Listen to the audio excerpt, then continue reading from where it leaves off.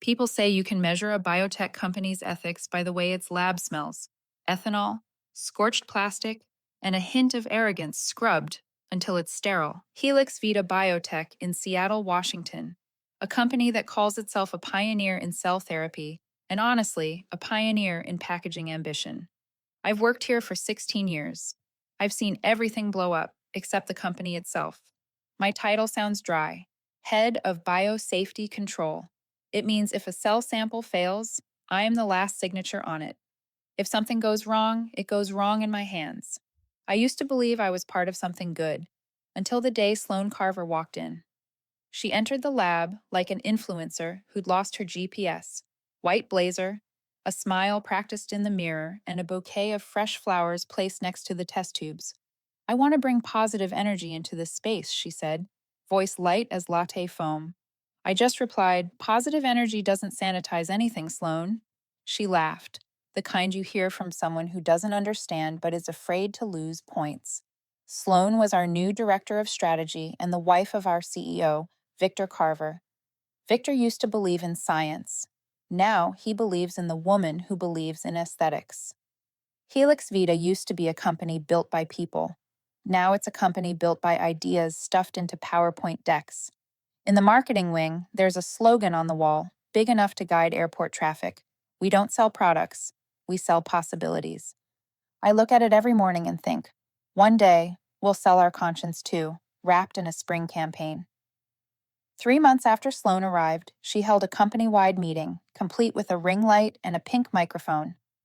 She opened with, "Good morning, besties. Let's disrupt some paradigms today." Half the room forced a smile. The other half stared anywhere except at the glare bouncing off her white shoes. While she talked about restructuring creative energy, I thought about the last time I patched the data system to keep us from losing our FDA license. Midnight. Just me and a screen. No ring light. No one is calling me bestie. Rumors spread faster than a virus. Sloane wanted to prove herself to the board, to show she earned her position, not just through Victor's last name. A junior assistant whispered in the break room, "She needs a big debut, a bold decision, someone she can prove she's willing to cut." I didn't ask who. I didn't need to. The model innovation meeting next week confirmed everything. Sloane stood in the center, a slide glowing behind her. Rebuild, refresh, replace. We need to trim outdated processes, eliminate old departments, and replace them with young, dynamic energy. Scattered claps. I just nodded. I knew exactly who the old department was supposed to be. When the meeting ended, she turned to me. "Evelyn, what do you think about renewal?" I answered. "I think renewal shouldn't mean erasing the things that kept us alive." The room went silent. She kept smiling, but her eyes looked like they were assessing what needed to be removed. The next morning, the internal system sent me a notice. "Please reconfirm your employee data for record updates." 16 years here, and they've never asked for that. I sat still for a moment, listening to the hum of the AC above me. I knew. Real changes never arrive with warning labels. That afternoon, walking out of the lab, I looked up at the 15th floor, Sloane's office. Light spilled down the hallway like a surgical incision. She stood there, laughing at someone on her laptop, probably the board. People said she didn't just want to run Helix Vita. She wanted to make them forget she was ever the CEO's wife. I made tea, opened my laptop, and saw the email. Subject: Board Strategy Session tomorrow at 9 in the morning. From Sloane Carver. I laughed, not because it was funny, but because in 16 years, no one had ever invited me to a strategy session. I didn't know exactly when Sloane decided I was the obstacle to innovation, but I knew one thing for certain. Impressing the board meant more to her than my 16 years of experience. I looked out the window. Seattle rain, gray, steady, beating like the heart of someone who's been disappointed too many times. I sipped my cold tea and whispered to myself, maybe it's time Helix Vita relearned safety. Outside the lab, too. If you're still listening, drop a comment and tell me where you're tuning in from. Florida, Texas, Boston. I just want to know where you live, and do ethics need to pass inspection before going to market? The next morning, the elevator carried me to the board floor. The conference room was high up, glassy, and so cold you could see every wrinkle on a lie. In the center sat a long walnut table, stretched out like a runway for plans that were equal parts risky and expensive. At one end of the table were the people who'd learned how to nod. At the other end were the people who'd learned how to perform. Sloane stood in the middle and pulled up the first slide. The title, Helix Vita Next Gen, appeared in deep blue, arrows moving like a school of glowing fish. Beneath the title were three bold words: compress, consolidate, launch. I exhaled. At least she changed the slogan this time. The next slide showed a projected growth chart, the curve smooth like a video game graphic. At the bottom was a small note: projected FDA clearance in Q3. One glance, and I knew that data hadn't been verified. Sloane spoke in the voice of someone who had practiced in front of a mirror. Helix Vita is standing at a crossroads of opportunity. If we dare to jump, we will soar. My plan has 3 phases: cut slow processes, merge scattered teams, and hit the market before IPO. Speed is our ethical advantage. I wrote silently. Ethics rarely run at high speed. Whitaker, the only board member who ever read the real reports, frowned. The safety results still aren't signed. We could face an FDA audit. She set her pen down, the click small but sharp. Sloane smiled, confident, as if she'd just been complimented. I'll handle it. I'll eliminate the remaining obstacles. Her eyes slid past my shoulder, cold, brief, precise like a scalpel. The third slide appeared, a new org chart. Some name boxes were gone. The safety review line had been replaced with a fast review. I stayed quiet. Her approach was exactly like deleting code she didn't understand. I spoke slowly. If you cut controls, the errors will stack. The FDA only needs one random inspection to freeze the entire program. Sloane smiled, the kind of smile reserved for people she didn't consider important. Thank you, Evelyn. But in this market, being slow is also a risk.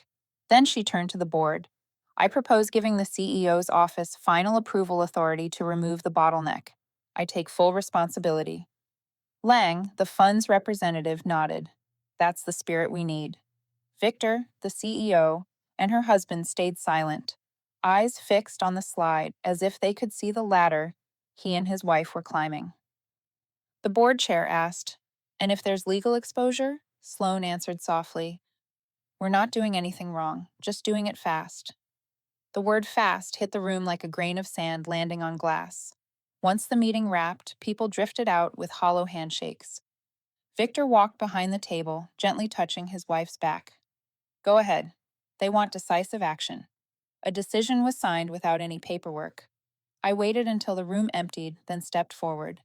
"Sloane," I said calmly, "if you accelerate the trials, one small error could cost Helix Vita its license."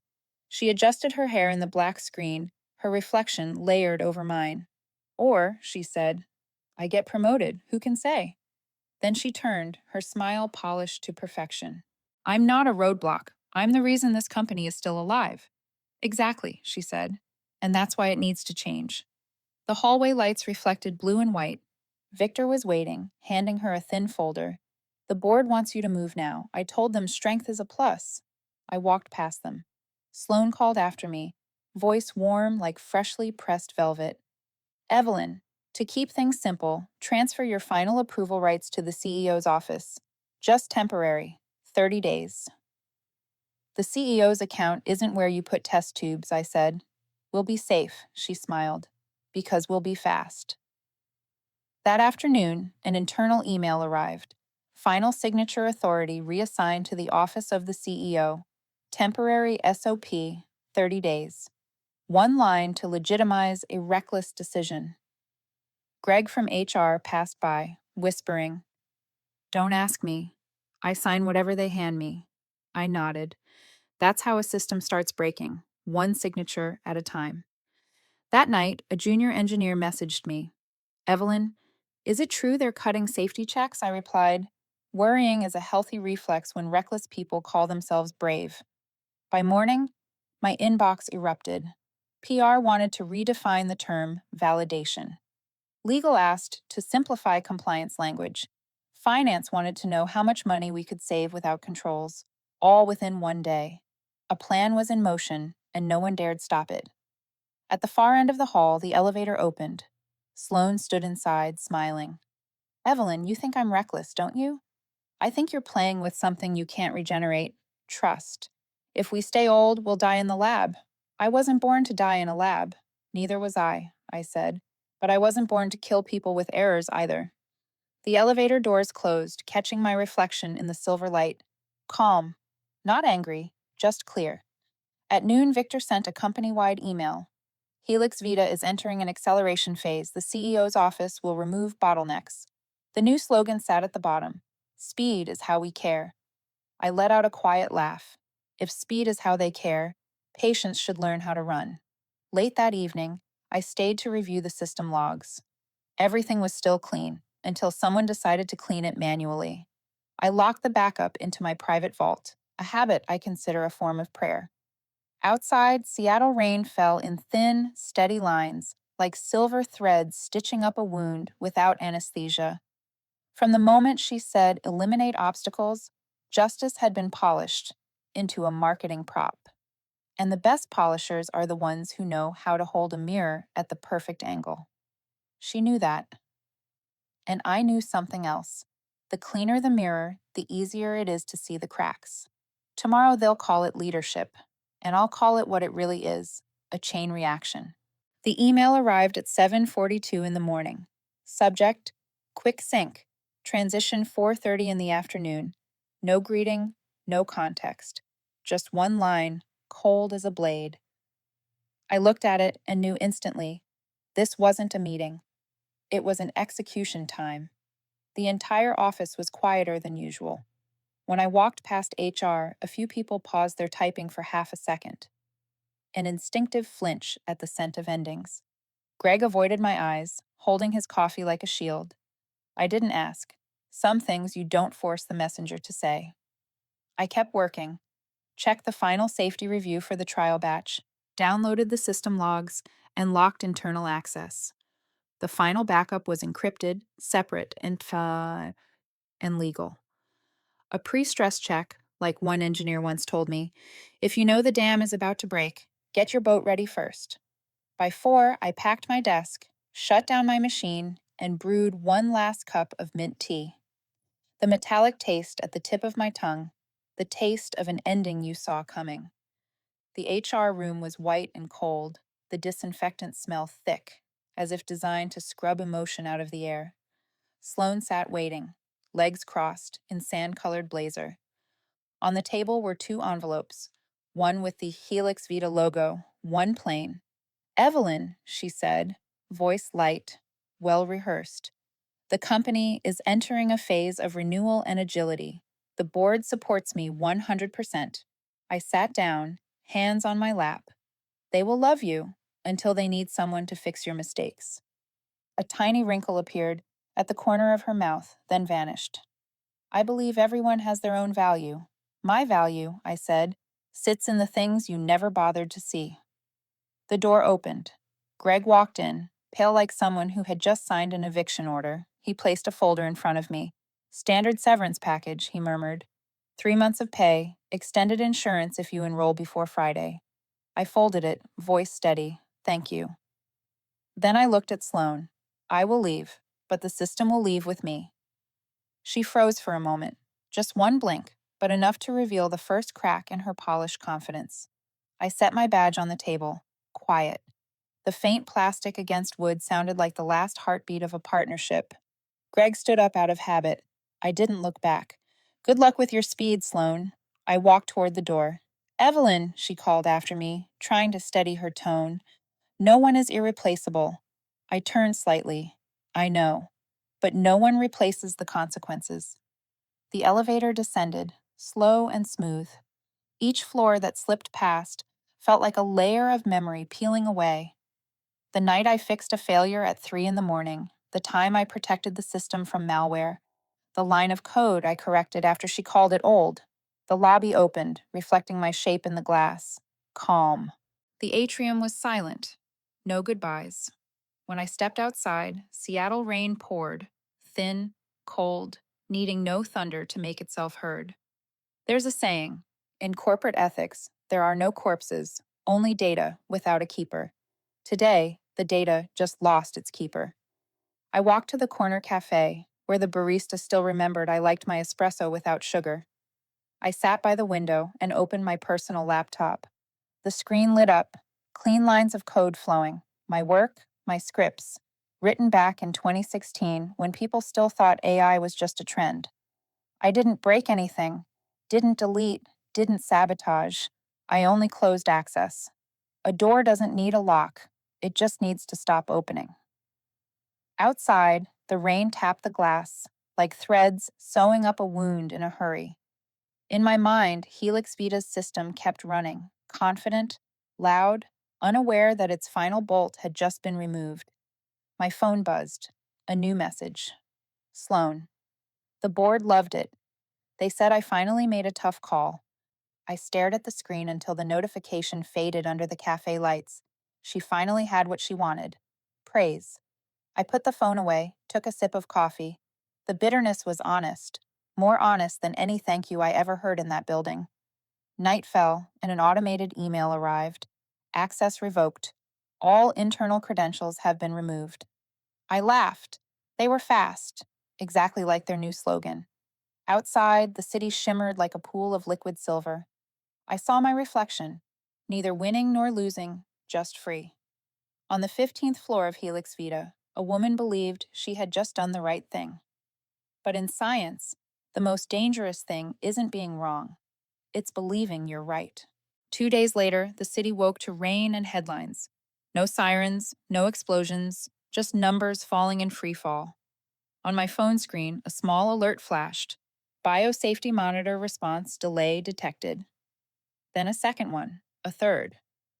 By the 200th, the system had clearly lost its mind. Helix Vita's biosafety monitoring platform, the crown jewel of every presentation Sloan ever made, began speaking nonsense. More precisely, it started sending hundreds of emails to itself, all with the same subject line: system error, but make it fashionable. I could almost hear Sloan screaming from the 15th floor, even though I was sitting quietly in a cafe with a hot cup of Earl Grey. The window fogged over. I drew a small letter O with my fingertip and looked outside. The Helix Vita building stood there like a block of ice cracking from the inside out. Online, the phrase Helix crisis climbed to the top. Screenshots of the email system error, but in a fashion spread across professional networks. Someone commented, maybe give the AI a job in public relations. Another replied, when the AI starts having a personality, humans should start worrying. Investors pulled out. The stock plunged, shards of glass in a free fall. A financial channel reported, when the head of safety is fired for speed, speed certainly happens, just in the wrong direction. I laughed softly, nearly choking on my tea. Every bitter sip tasted like justice today. On television, CEO Victor appeared, tie crooked, face damp with sweat. We are managing the situation, he said. There is no threat to public health. I looked at him through the screen and thought, the biggest threat is believing you're in control. That evening, the technical report leaked. Cause: validation file deleted during the fast review process. Red annotation: approved by the office of the CEO. A former colleague sent me a picture, adding only one line. She signed it herself. I didn't reply. I didn't need to. In the middle of the crisis, Sloan still posted on the internal network. Challenge creates opportunity. Someone responded underneath. An opportunity to get sued. By mid-morning, the Helix Vita office turned into a panicked hive. Public relations got swamped. Legal lit up in warning lights. Junior engineers cried in front of error screens. I stayed in the same cafe seat, listening to the rain blend with the grinder's hum, slow, steady, patient. Sometimes justice doesn't need a drum. It just needs silence long enough for the other side to make the noise themselves. My phone buzzed. Marcy, from legal. Evelyn. They're asking who wrote the auto start script. You know, right? I typed, deleted, then finally sent 3 words. I'm retired now. By noon, their entire internal network collapsed. The homepage turned white, displaying a single line: temporary maintenance, please wait. In the industry, they call it a digital blackout. I call it silence, the expensive kind that follows too many ignored warnings. By afternoon, the news updated. Investors filed lawsuits. A commentator said, "When ambition outruns expertise, technology doesn't collapse, its operator does." I lifted my cup and took a sip. The bitterness was soft, almost pleasant. Maybe because I was no longer in a hurry. Outside, Helix Vita employees spilled out of the building like ants leaving a broken nest. Some still believed it would be fine. Others had already sent out resumes. I watched through the fogged glass. Not angry, not triumphant, just calm. Because I knew saving someone who can't swim only drags you both under. A new message arrived from an unknown number. "Evelyn, if you still have the original logs, please help. They say the company will shut down if they can't restore the system by Monday." I read it slowly, then locked my screen. No, I didn't need revenge. I simply stopped saving them. Karma doesn't need my hands. Just enough time. Outside, an ambulance wailed. Down the boulevard. Not for Helix Vita, but for some small accident somewhere. Still, the sound stretched long and thin, scraping against my ribs like a warning delivered late. On my screen, the final headline appeared: CEO Eldridge temporarily steps down pending investigation. I closed my laptop, left cash on the table, and stood up. The rain had stopped, leaving only mist. The sunset gleamed against the Helix Vita windows, light flickering like a warning lamp inside a goldfish tank. I inhaled deeply. No gloating, no bitterness, only stillness. Because sometimes the quiet is the loudest alarm of all. On Wednesday morning, Helix Vita looked like a living body dying under fluorescent lights. The revolving doors opened more than they closed, letting out employees who walked at the pace of people who had just learned they no longer had a reason to return. On the 15th floor, where Sloan once hosted innovation brunches with gluten-free waffles, there was nothing left but the smell of stress and foundation mixed with the burnt scent of overloaded equipment. That morning, the public relations team met in crisis mode. They decided to reclaim the narrative with a short video titled "Helix Vita Cares." In the video, a warm and steady female voice said, "At Helix Vita, we care about your future." But in the final exported version, the voice modulation system glitched. One vowel warped, changing the entire sentence into, "At Helix Vita, we care about your future." The video premiered at dawn on Sloan's orders to symbolize a new beginning. 2 hours later, it hit 1 million views. The first comment: "Caring by scaring customers, an interesting strategy," followed by, "If fear is how they care, they are excellent at it." The phrase Helix crisis climbed the charts again. Someone wrote, "The AI writes scripts for the AI. Humans only deal with the fallout." The video was pulled down in desperation, but the internet never forgets. Sloan slammed her phone on the table, mascara still wet, leaving 2 gray streaks down her cheeks. "Why has no one taken that video down yet?" she snapped. A public relations staffer whispered, "You told us to post it at dawn for symbolism and hope, so we—" "Hope," she shouted. "This is a digital funeral." She kept calling, from public relations to media, until she stopped at one name: Evelyn. She inhaled sharply, voice cracking. "I know we do things differently, but you have to help me. The system crashed, customers are suing, and the stock is falling. I cannot control it anymore." I was in the same old cafe, my cup of Earl Grey still steaming.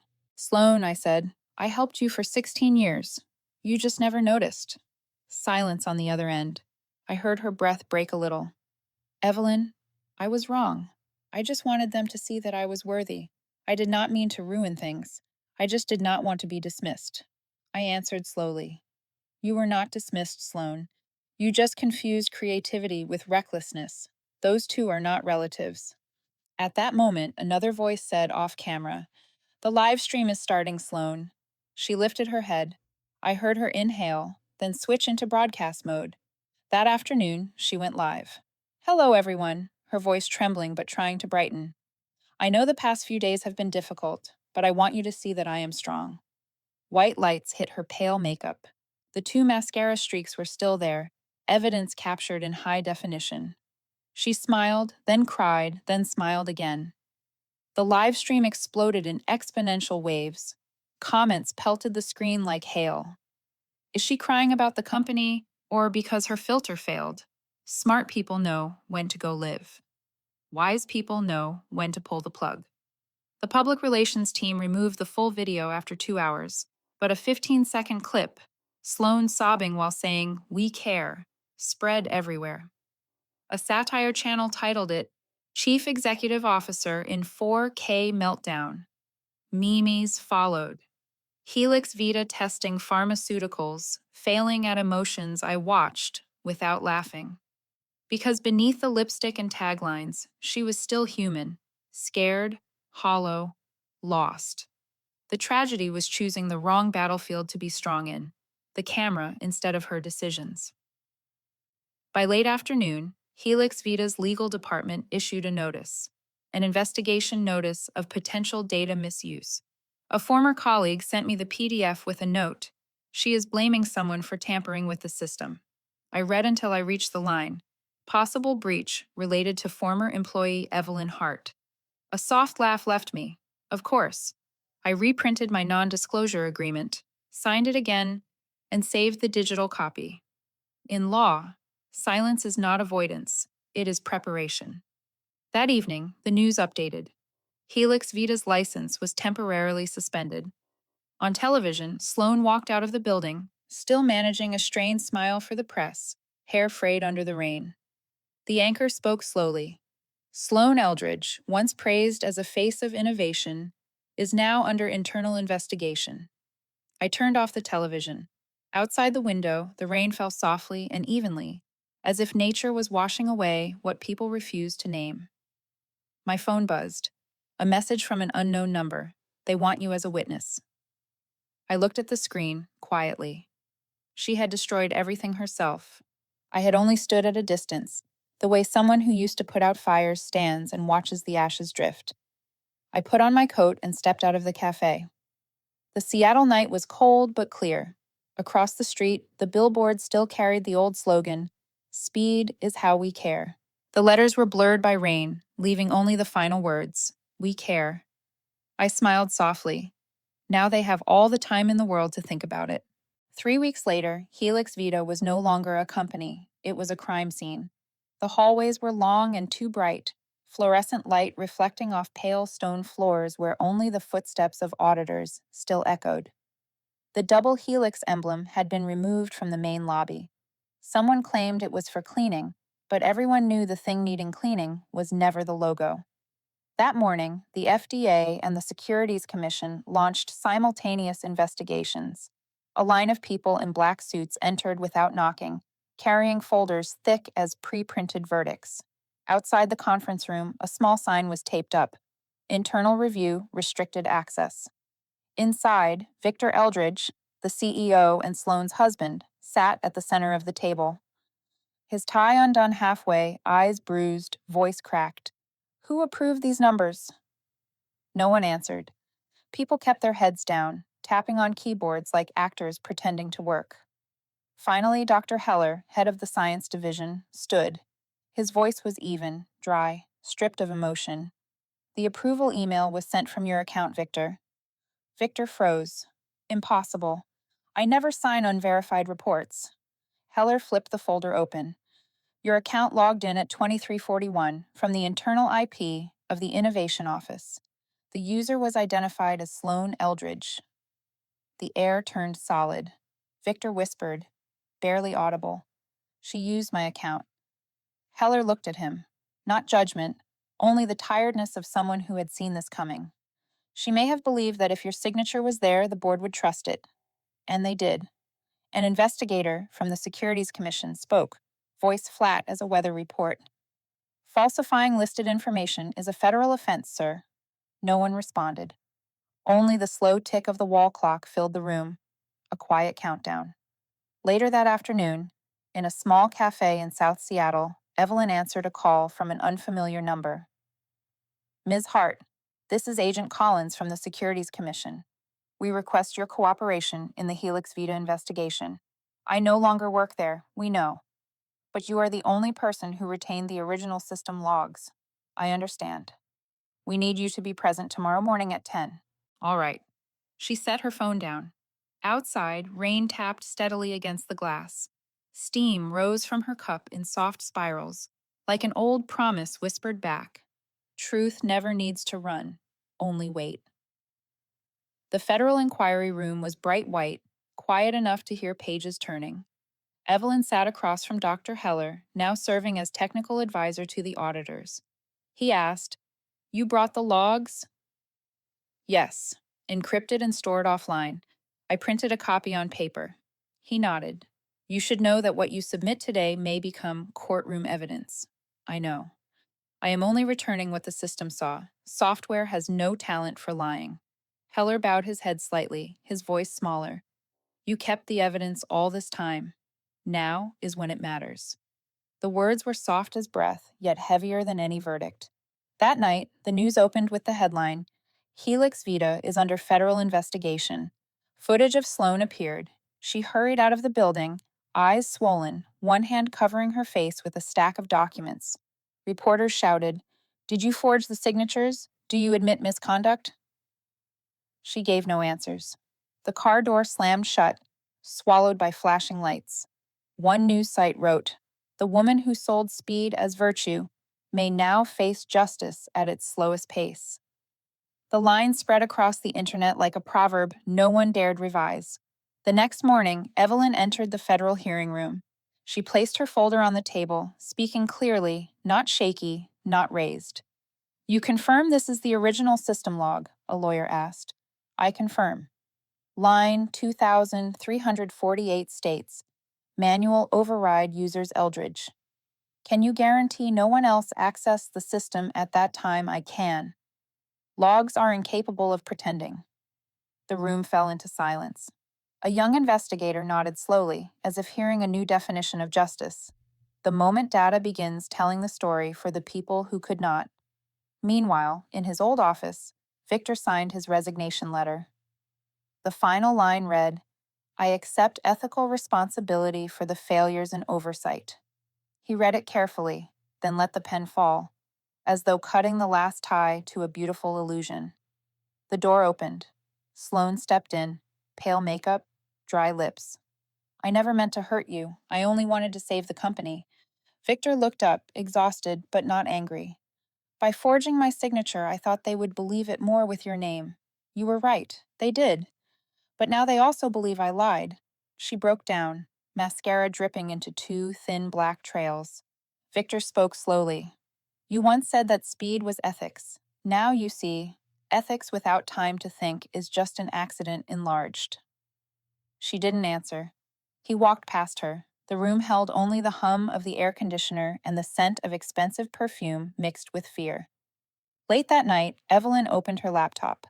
The front page of the Seattle Tribune read, "Helix Vita, under federal investigation. Former engineer provides key evidence." Below was an old photo of her at a conference, captioned, "Evelyn Hart, believed to have provided the original system logs." She read it, then smiled. Not triumphant, not bitter, just the smile of someone who has watched the wheels of justice turn slowly but firmly. Outside her window, it rained in Seattle again. This time, the rain did not sound like morning. It sounded like cleansing. The federal courtroom in downtown Seattle blazed with lights, yet no one felt warm. White walls, high ceiling, brightness cutting across the faces of people who once commanded hundreds of others. Now only defendants waiting to be questioned. No more power, only guilt. The gallery was packed with reporters, cameras humming like mechanical insects. In the front row, Evelyn Hart sat straight, her hands resting on a thin folder. No shaking, no avoiding, just calm, as if attending the funeral of a lie. "Mrs. Evelyn Hart, please take the stand." She rose and stepped forward. The overhead lights caught the silver strands in her hair and the quiet resolve in her eyes. Below, Sloan Eldridge sat beside her defense attorney, lips pale, eyes sunken. Next to her, Victor, the former CEO, bowed his head, fingers locked together. Mrs. Hart, the prosecutor began. You oversaw system safety at Helix Vita. Correct, correct. Were you aware that the validation data had been altered? Yes. Evelyn's voice was steady, cold, and clean, like a system log being read out loud. I discovered irregularities about a month before I was fired. I warned them that accelerating trials without validation would create serious legal risk. And how did leadership respond? They laughed. Then renamed the process from safety review to fast review. Pens scratched across notepads. Evelyn looked straight ahead, her voice low but sharp. I did not break the company. I simply stopped fixing the mistakes they kept hiding. The judge lifted his gaze, eyes bright behind heavy glasses. Do you have evidence? Yes. She opened her laptop, projecting the log onto the courtroom screen. White text glowed across the display. Manual override user S. Eldridge access granted. CEO at Helix. Vita F. A clearance. Fake. .xlsx uploaded. No one spoke. Even the microphones seemed to hold their breath. You confirm that only you and 2 members of the CEO's office had access confirmed. And the duplicate logs have already been filed with the Securities Commission. Sloane's attorney shot up. Objection. There is no proof Ms. Eldridge entered the data herself. The judge turned to Evelyn. Mrs. Hart. She answered, every action carries a biometric signature. The log shows a sequence matching her fingerprint and device ID. Logs cannot pretend. People can, and they are much better at it. The final sentence sliced through the room. The attorney sat down. The prosecutor advanced to supplemental evidence, the doctored emails, and the public relations video. The speakers played the artificial voice. At Helix Vita, speed is how we care. The judge frowned. A reporter whispered, in this case, even ethics were fast-forwarded. Victor looked up at his wife. No anger, only exhaustion. In that moment, the man who once ran a billion-dollar empire looked like a student caught cheating on an exam. During cross-examination, the defense tried to claw back ground. Mrs. Hart, do you have any personal conflict with my client? No. My only conflict is with dishonesty. Why keep the logs instead of deleting them? Habit.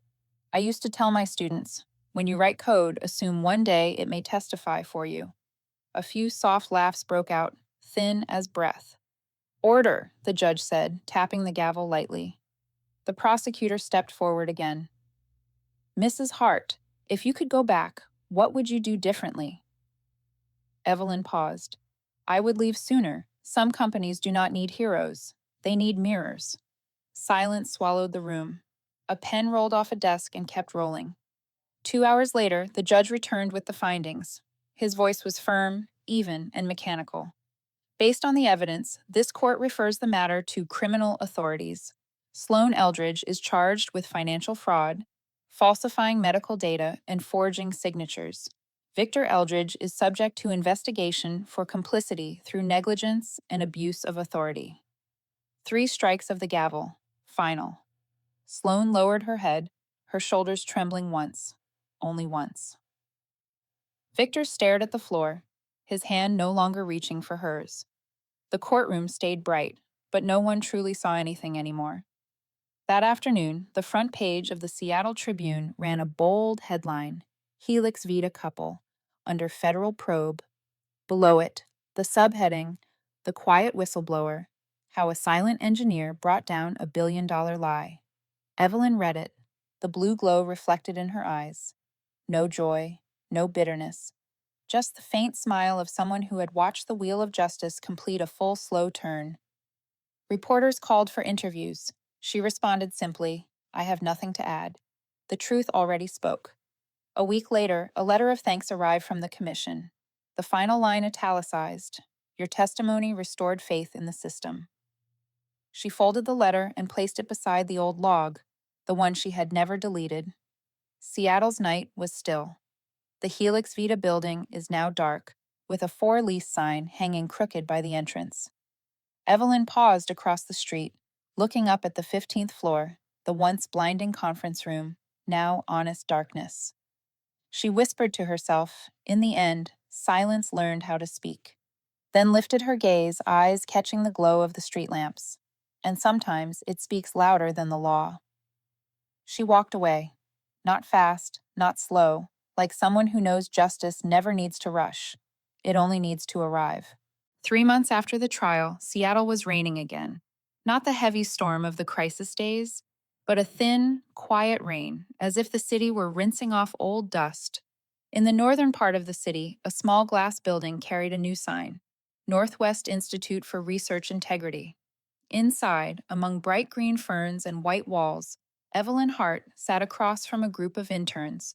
No blazer, no badge, just a gray sweater and a steaming cup of Earl Grey. She had been invited to serve as a scientific ethics advisor, a job with no stock options, no pressure, only space for people to finally speak honestly. A young student with her hair tied high asked, "Ms. Evelyn, if you could go back, would you regret anything?" Evelyn set the cup down, porcelain tapping gently against the glass table. "No." She paused, looking out at the morning light sliding through the window. "But I wish I had spoken earlier, back when people were still listening." Silence filled the room. Not the fearful kind, more the kind that comes when something finally makes sense. Another student asked, hesitant, "Do you hate Miss Sloane?" Evelyn smiled softly. "No, I only feel sorry for her. Sorry, she believed power was a wall when it was only a curtain. Curtains look pretty, but the wind blows and they fall." The class laughed quietly, half respectful, half unsure. She added, "She was not entirely bad. She just trusted speed more than truth. And speed never waits for anyone. It only runs people over." On the whiteboard behind her, someone had written with a marker, "Fast is not forward." Evelyn nodded at it. Right. Moving fast does not mean moving right. During the lunch break, she stepped into the small courtyard behind the building. Ferns were spreading across the stone walkway. Sunlight drifted down, carrying the scent of tea with it. A sparrow landed on the railing, glanced at her, then flew off. Evelyn smiled. After years, she finally understood. Some things are not meant to be carried. Resentment, justification. They are heavy, and heavy things never fly. Her phone buzzed. A message from Dr. Heller. The commission finalized the report. Helix Vita is officially dissolved. The SEC wants you on the new Advisory Council for Ethics in AI Research. She read it and typed back, "I do not want a council. I want a classroom." Heller replied with a laughing emoji. Still the same. Peaceful, but dangerous. That afternoon, she toured a simulated lab with the interns. A male student pointed at the protocol board. "What if someone discovers wrongdoing but is afraid of retaliation?" Evelyn stopped, looking at him through her safety goggles. "Then they still speak. Silence does not avoid trouble. It only tells trouble where it is safe to grow."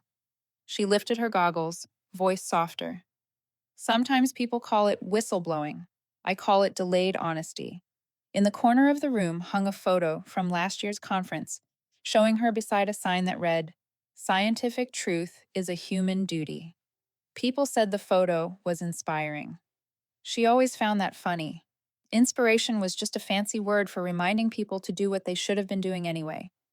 Evening settled in. Golden light stretched through the window, painting the empty test tubes in warm color. On the desk lay her open laptop, a draft titled Ethics in Biomedical Validation. The first line read, "Honesty is not a virtue. It is the survival mechanism of knowledge." Evelyn reread it, then added one last line, a reminder for herself. Freedom does not come from winning. It comes from no longer needing to fight. She saved the document and closed the laptop. When she stepped out of the institute, the sky had cleared. Seattle rarely offered a full sunset, but that day was an exception. Sunlight slid across the bay, turning the water a soft gold. On the sidewalk, she ran into Darren, a former Helix Vita colleague now working at a small startup. He lifted a hand. "Heard you are teaching again." "Not teaching," she said, "just reminding people not to forget. And do they listen?" Not many, but enough. They laughed. the quiet kind shared by people who have survived collapse. Night fell. Her small apartment on Capitol Hill was still, broken only by the whistle of the kettle. Evelyn opened the window, letting the night wind drift through. On the table lay an unopened envelope stamped with the seal of the United States Department of Justice. She opened it. The letter was simple. The court has finalized restitution. You are entitled to compensation as a primary whistleblower. Evelyn read it, folded it, and placed it in a drawer. Money was not what she needed. This quiet was the real reward. She poured tea, took a slow sip, and looked out the window. Across the street, office windows still glowed, others still chasing what she had finally learned to release. On her desk, beside her mug, lay a student's note. Thank you for making me believe that telling the truth is still worth it. She placed a hand on the small paper and nodded. Outside, the Seattle night was no longer loud, only rain and wind, sounding like someone whispering to the world that freedom is not winning. Freedom is when you no longer need to win. Evelyn smiled, closed her eyes, and breathed deeply. A chapter closed, not with fireworks, but with a quiet, steady breath. A Seattle morning full of sunlight, rare, thin, warm enough to make people believe the worst days were behind them. Evelyn sat in a small cafe on Pine Street at an old table, her familiar cup of Earl Grey and a thick notebook, not to write code, but to rewrite the memories of someone who had learned how to be quiet. On the table, the morning paper carried a small line near the bottom corner. Helix Vita case closed. Former Chief Executive Officer and Chief Innovation Officer. Plead guilty. Community praises ethical reform. She skimmed it, folded it, and set it aside. No triumph, no sorrow. Just the feeling of an ordinary morning, and perhaps that was the most extraordinary part. At the next table, an older woman glanced over, pointing at the headline. You are that engineer, aren't you? The quiet one, Evelyn smiled. I am just someone who stopped at the right time. The woman chuckled over her coffee. This world needs more people who know when to stop. Evelyn stepped onto the street. Light wind, the smell of coffee mixed with the scent of wet ferns. On the billboard outside the old Helix Vita building hung the logo of a new medical startup. Beneath it, a bold slogan, Integrity is Innovation. She paused for a moment. Good, she whispered. They finally kept something worth keeping. That afternoon, she returned to the institute. The students were gone. The lab was silent, except for the soft breath of air through the vents. Evelyn sat at her desk, opened her laptop, and wrote a few lines, not for a board, not for the press, but for herself. Every revenge story begins with pain, but its ending does not have to be blood. Sometimes all it takes is one person who knows how to be silent at the right moment. One system stops running, and the truth eventually finds its own way to the surface. She saved the file and titled it, Peace Served Earned. When she left the institute, the Seattle sunset washed through the windows, bathing the ferns she had planted in soft light. The glow slanted across her face, calm, steady, untouched by anger. She thought about it. Resentment keeps people frozen. Forgiveness is not forgetting, it is moving forward. Her phone buzzed, a message from a podcast called Revenge with Reason. Evelyn, the audience wants to hear you tell it. The story of the quietest power move in corporate life. Will you join us? She typed back, I do not tell it to be heard. I tell it so someone else who is quiet knows they are not alone. When the city lights flickered on, she walked along the bay. Reflections shimmered, ripples laughing softly on the water. A young man stopped her. You are Evelyn Hart, right? I saw the clip about you. She fired me to impress the board. Evelyn laughed. They kept that title, yes. And, after hearing your story, I quit my old job. And then, now I work at an environmental tech lab. The pay is lower, but I sleep better. Evelyn nodded. Then you already won. He left. Evelyn watched him go, city lights catching the edges of her eyes. A strange kind of brightness, not loud, just clear. Back home, she brewed a pot of tea, opened her laptop and glanced at her unread emails. The last one had a simple subject line: "Thank you from someone you never met." She opened it. "I used to work at the Helix Vita branch in Texas. The day the system collapsed, I was terrified I would be blamed. But because of what you did, I was cleared. I kept the newspaper about the case, not because the company lost, but because I saw someone dare to be right." She read it, smiling softly, not from pride, but from knowing that sometimes the smallest action echoes just far enough to help someone find their own courage. Evelyn turned off the lights and opened the window. Night wind drifted through, carrying tea, rain, and a quiet peace. She sat down, looking out at the city, thinking of the people still awake from deadlines, from fear, from someone telling them they were too slow. She wished she could tell them, "It is all right. Going slow never killed anyone. Lies do." And if you are listening to this story, I have a question for you. Have you ever stayed silent in front of something wrong because you thought you were too small to change anything? Leave a comment.